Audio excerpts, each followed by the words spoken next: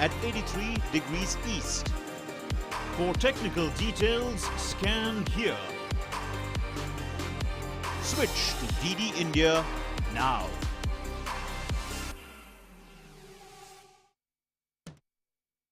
Mid day prime के प्रायोजक हैं वेदांता, देश की जरूरत के लिए, आत्मनिर्भर भारत के लिए।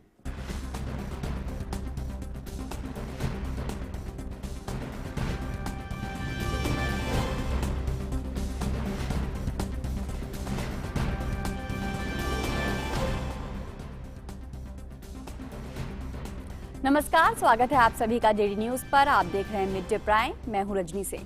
अगले 1 घंटे में हम बात करेंगे देश भर की बड़ी खबरों की। बताएंगे कि दुनिया भर में कौन कौन सी खबरों पर है सभी की नजर, क्या चल रहा है खेल और अर्थ जगत में, और कुछ झलके फिल्म, कला और संस्कृति क्षेत्र से। लेकिन सबसे पहले बड़ी खबर।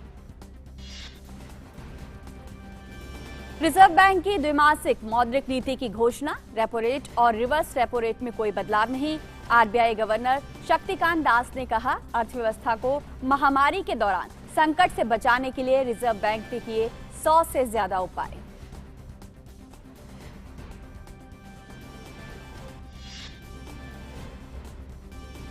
भारतीय वायुसेना का 89वां स्थापना दिवस आज। गाजियाबाद के हिंडन एयरबेस पर आयोजित समारोह में जवानों ने दिखाया अदम्य साहस। वायुसेना प्रमुख ने परेड का किया निरीक्षण। राष्ट्रपति, उपराष्ट्रपति और प्रधानमंत्री ने दी बधाई।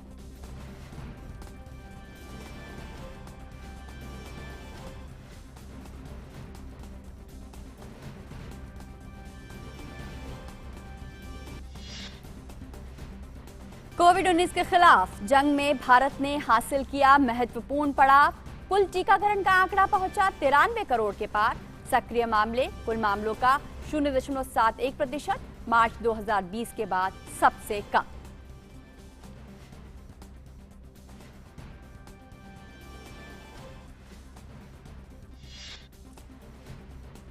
मुंबई में क्रूज में ड्रग्स पार्टी के मामले में शाहरुख खान के बेटे आर्यन खान की जमानत याचिका पर सुनवाई शुरू। आर्यन खान और 7 अन्य को अदालत ने 14 दिन की न्यायिक हिरासत में भेजा।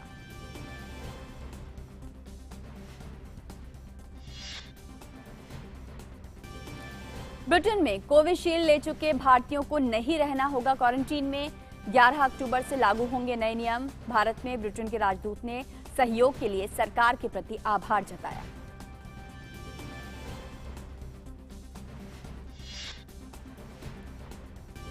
DD news conclave finale India first विदेश नीति एक विश्व गुरु का निर्माण पर केंद्रित।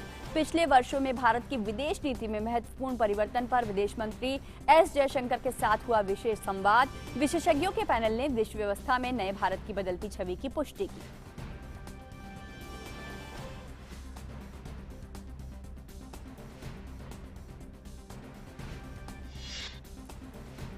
और खेलों की दुनिया में विश्व कुश्ती चैंपियनशिप में भारतीय महिला पहलवानों का अब तक का शानदार प्रदर्शन। युवा पहलवान अंशु मलिक ने रजत पदक जीतकर रचा इतिहास, तो वहीं सरिता मोर ने कांस्य पदक किया हासिल।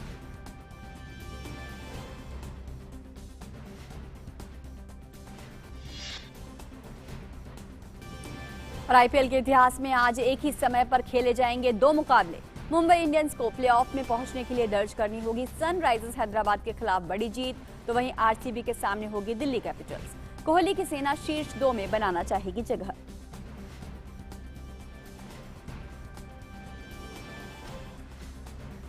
और मिड डे प्राइम में सबसे पहले बड़ी खबरों पर नजर डालते हैं।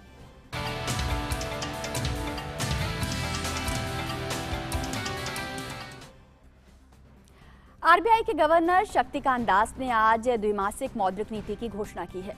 आरबीआई गवर्नर शक्तिकांत दास ने कहा कि रेपो रेट में बिना किसी बदलाव किए 4% पर कायम रहेगी। वहीं रिवर्स रेपो रेट भी 3.35% पर स्थिर रखी रहेगी। Based on an assessment of the evolving macroeconomic and financial conditions and the outlook, the MPC voted unanimously to maintain status quo with regard to the policy repo rate, and by a majority of 5-1 to retain the accommodative policy stance.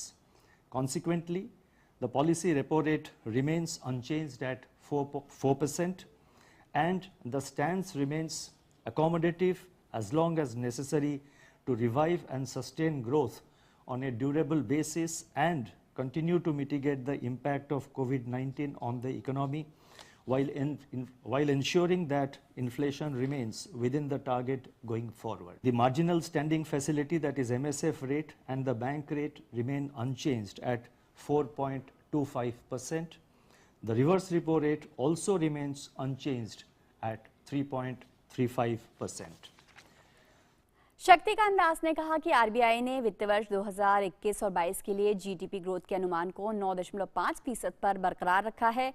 वहीं वित्त वर्ष 2022 और 23 की पहली तिमाही के लिए real GDP growth का अनुमान 17.2% पर रहने का अनुमान है।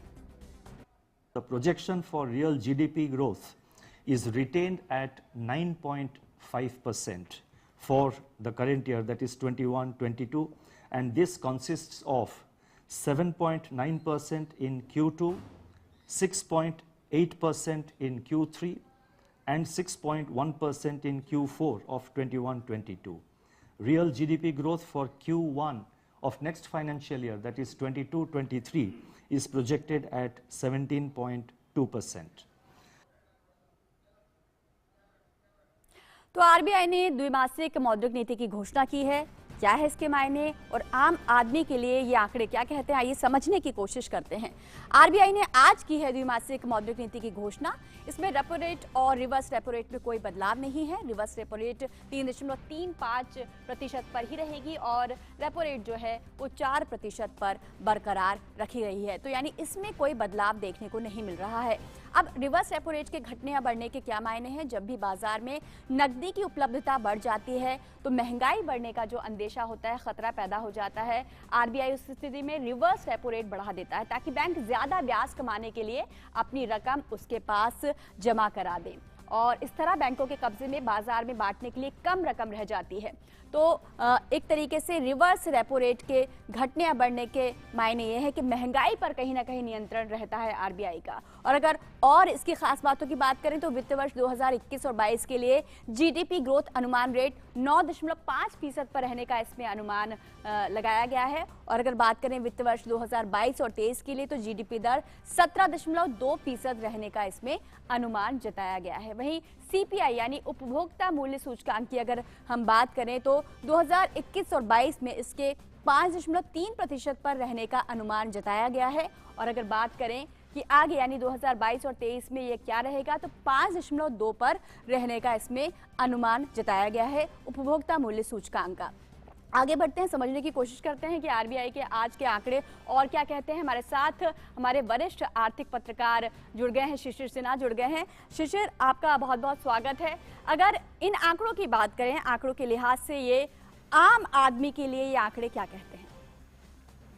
देखिए, जैसा कि अभी आपने बताया, रिवर्स रेपो रेट को लेकर के जो 3.3% पर स्थिर रखा गया और रेपो रेट में कोई बदलाव नहीं किया गया, इसके मायने को ये समझिए कि जब कभी भी रेपो रेट में बदलाव होता है, यदि वो ऊपर जाता है तो इसका सीधा सीधा मतलब है कि बैंकों के लिए पैसा उठाना रिजर्व बैंक से महंगा होता है। तो वो इसका जो आप कह सकते हैं इसकी लागत जो है वो आम ग्राहकों पर डाल देते हैं, जिससे कि उनको वो ब्याज की दर बढ़ जाती है। तो चाहे आप घर के लिए कर्ज ले रहे हो, गाड़ी के लिए कर्ज ले रहे हो, तो उसमें ब्याज दर बढ़ जाएगी।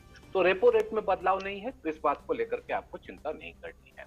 रिवर्स रेपो रेट में कोई बदलाव नहीं किया गया तो इसका सीधा सीधा मतलब है कि बैंकों के ऊपर कोई प्रोत्साहन नहीं होगा कि वो अतिरिक्त नकदी जो है वो रिजर्व बैंक के पास रखते हैं, यानी कि उनके पास पैसा उपलब्ध होगा और जिससे कि ब्याज दर के ऊपर किसी भी तरह का प्रतिकूल असर नहीं पड़ेगा। तो वहां पर भी आपके ब्याज दर बढ़ने के आसार नहीं बनते हैं। लेकिन एक चीज आपको ध्यान में रखना है कि VRR यानी कि जो वेरिएबल रेपो रेट सिस्टम है वो ज्यादा करने की कोशिश है। और इसका मतलब ये हुआ कि आप बाजार में जो कुछ भी अतिरिक्त नकदी उपलब्ध होगी उसको समेटने के लिए आपके पास एक इंतजाम है। कई बार ये सवाल भी उठता है कि जब रिवर्स रेपो है तो आपको वेरिएबल रिवर्स रेपो रेट की क्यों जरूरत पड़ती है। तो आपको ये समझना चाहिए कि रिवर्स रेपो रेट जो है वो आपका ओवरनाइट होता है, यानी कि एक रात के लिए होता है, और जो वेरिएबल रिवर्स रेपो रेट है वो लंबे समय के लिए होता है। तो इससे बैंकों के पास जो कुछ भी अतिरिक्त नकदी होगी वो रिजर्व बैंक के पास रखेंगे। तो इससे बाजार में आज जो आशंका बन रही है कि महंगाई दर बढ़ रही है, इस पर लगाम लगाने में मदद मिलेगी ताकि बाजार में जो कुछ भी अतिरिक्त नकदी है उसको आप मिल सके। और दूसरी तरफ आप जो गवर्नमेंट सिक्योरिटीज ऑक्शन प्रोग्राम था वो आप नहीं कर रहे हैं, यानी कि बाजार में अतिरिक्त नकदी नहीं डाल रहे हैं। तो बाजार में नकदी की स्थिति संतुलित रहेगी, जिससे कि ब्याज दर में घटने या बढ़ने की जो है वो उम्मीद नहीं होगी। और ये आम आदमी के लिए कुछ मामले में बुरी खबर है अगर वो घटने का इंतजार कर रहे हैं, लेकिन अच्छी खबर ये है कि वो बढ़ेगी। जी, एक इसमें आंकड़े ये भी कह रहे हैं कि जो हमारी अर्थव्यवस्था है वो रिकवर कर रही है, वृद्धि की ओर जा रही है। और तमाम कोविड के दौरान हमने देखा था और विशेषज्ञ भी कह रहे थे कि कहीं ना कहीं एक खतरा था, एक चुनौती थी अर्थव्यवस्था पर, लेकिन लग रहा है कि अर्थव्यवस्था फिर से सही पटरी पर लौट रही है। बिल्कुल, देखिए 9.5% जो है, और कल अगर आपने देखा होगा तो जो वर्ल्ड बैंक के आंकड़े आए हैं जो 8.7% की बात कर रहे हैं, या फिच के आंकड़े आए हैं जो 8.3% की बात कर रहे हैं, तो एक तरीके से कह सकते हैं कि कंसेंसस ये बन रहा है कि हमारा 8.5 से 9.5% के बीच में जो है हमारी विकास की दर रहेगी। आपको ये ध्यान में रखना है कि चूंकि बीते साल हमारी जो विकास दर थी वो नकारात्मक से निगेटिव थी, 7.3% की, तो वो लोअर बेस पे आपको ज्यादा विकास दर दिखाई देगा। हमारे लिए